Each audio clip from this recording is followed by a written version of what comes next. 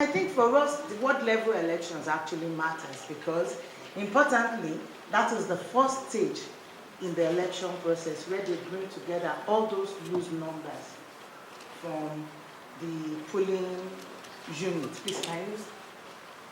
From the polling unit itself. Okay, I should start with outline. I'm not using this, I'm not good here. The motivation, the problem, objective methodology findings, and going forward. So why did we do this? We believe, of course, that the integrity of collation process is critical to the overall success and credibility of Nigeria elections. And of course, when collation is rightly done, it will also confirm more trust and integrity in the whole electoral process. Then why ward level collation for us? Because of course there are 3 or 4 levels of collation depending on what elections. Ward, local government, state and federal collation when it comes to the presidential elections.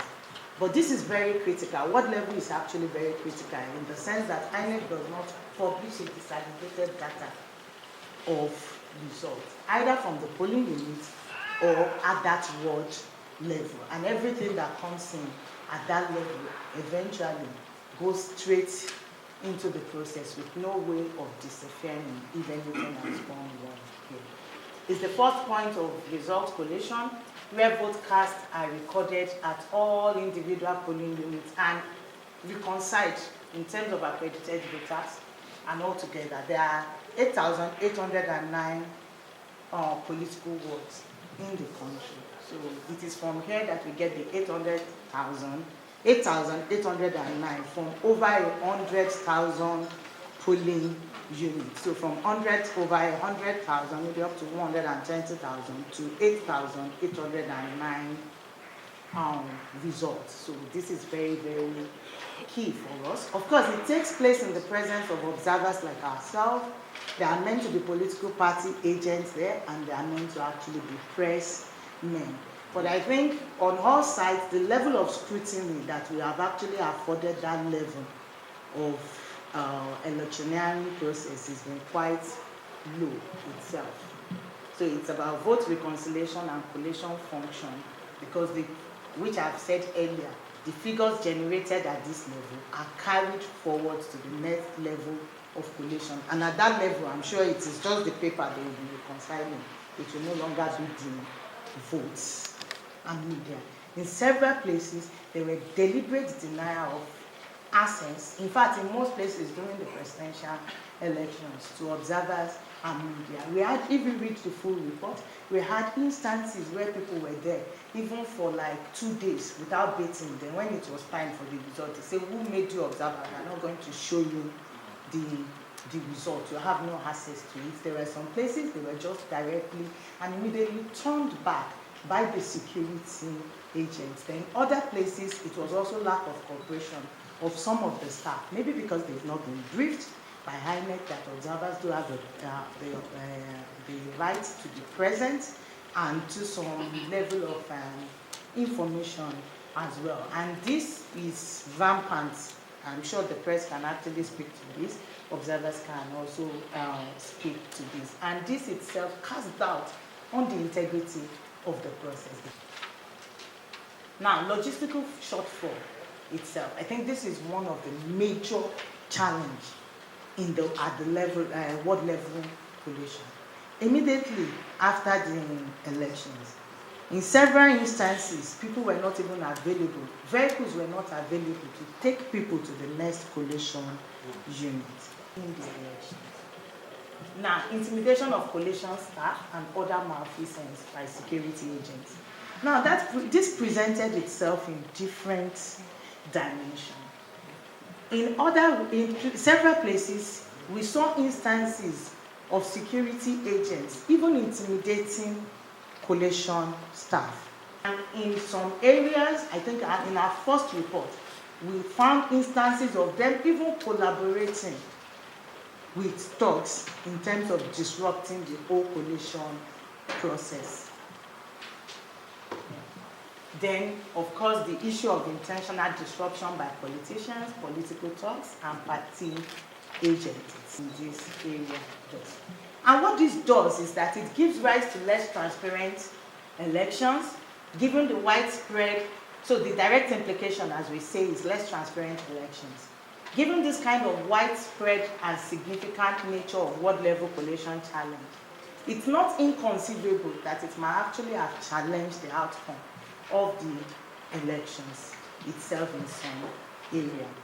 The fact also that on consistent basis, INEC have refused. I know that this is one of the recommendations that comes year in, year out by observer group, that they should publish a disaggregated report, results on their website so that people can have access to it, go through it, and make comparison when it is necessary.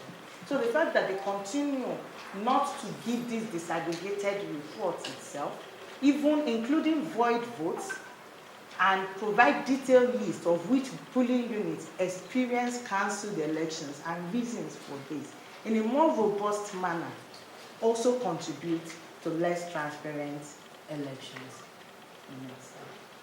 And the challenge is also that it raises the challenges of more inconclusive results. It also increases the costs, both administrative and financial burden, on INEC itself, and forces them to conduct countless of supplementary elections, which again might even be disrupted in several instances. And of course, we have brought the example of the 942,000 votes in Rivers, which continue to be discussed. Now, we analyze the results. We analyze the result. We critically analyze the result of the elections.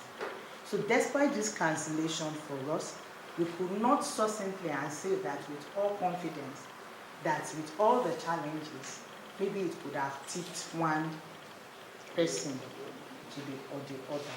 Or maybe it could have impacted in some other elections like Senate and House of Rep in the country as well.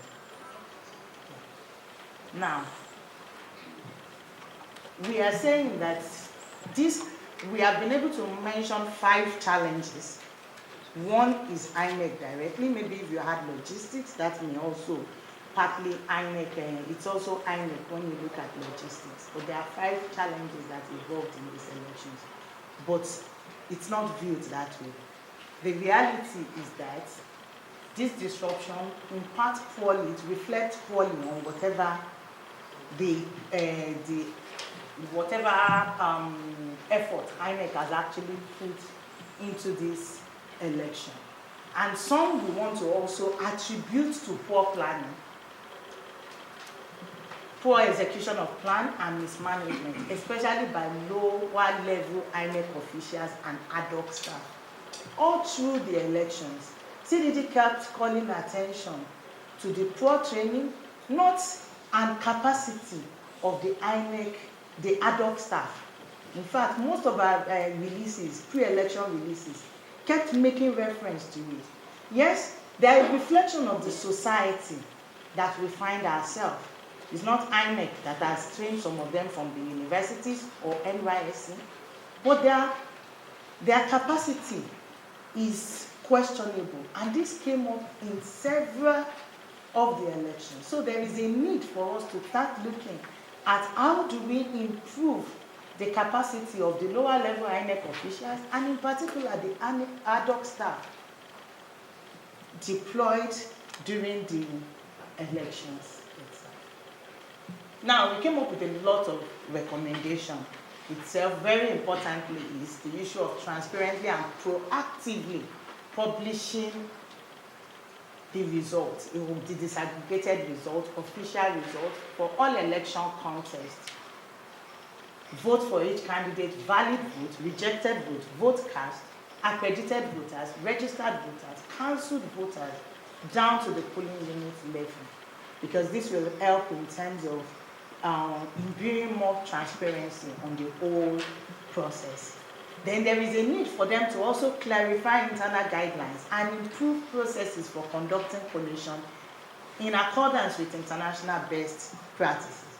One of the biggest challenges we had was, for ward level collation, we expected people will move directly to the wards to do the collation. You now find people that should move to the ward during the collation, at times lost. They don't even know where to go.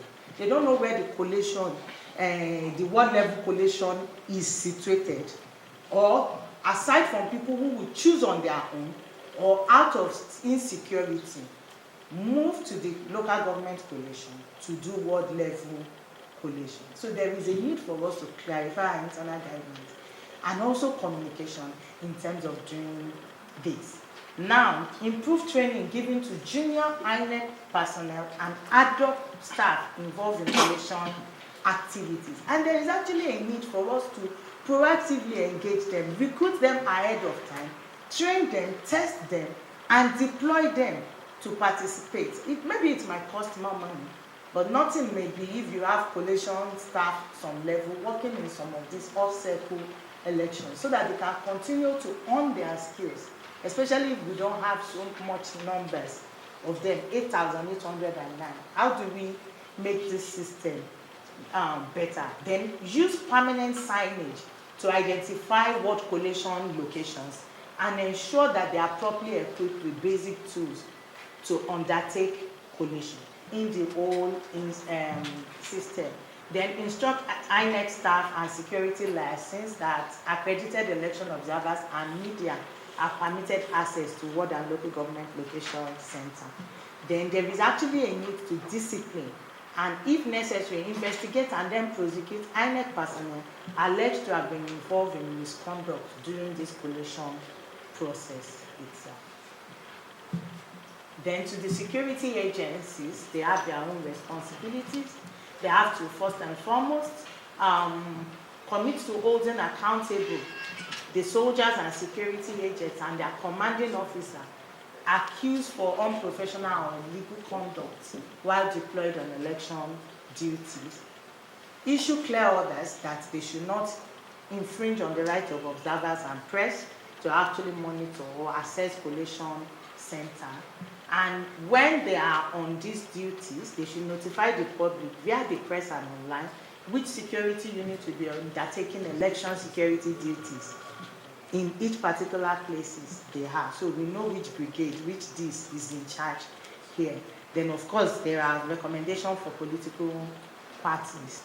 Of course for us is to advocate further for the amendments of the Electoral Act 2010 as amended, and to start looking at the importance of introducing this electronic vote transmission to reduce further error in the calculation process and improve the pace of collation itself. Then to work with INEC to improve its transparency and dissemination of election tabulation and results, particularly at the ward and local level, and for us to use, for CSOs to use as much as possible legal action and invoke the Freedom of Information Act to request as much as possible for INEC to publish full and detailed election results held since 2015 itself.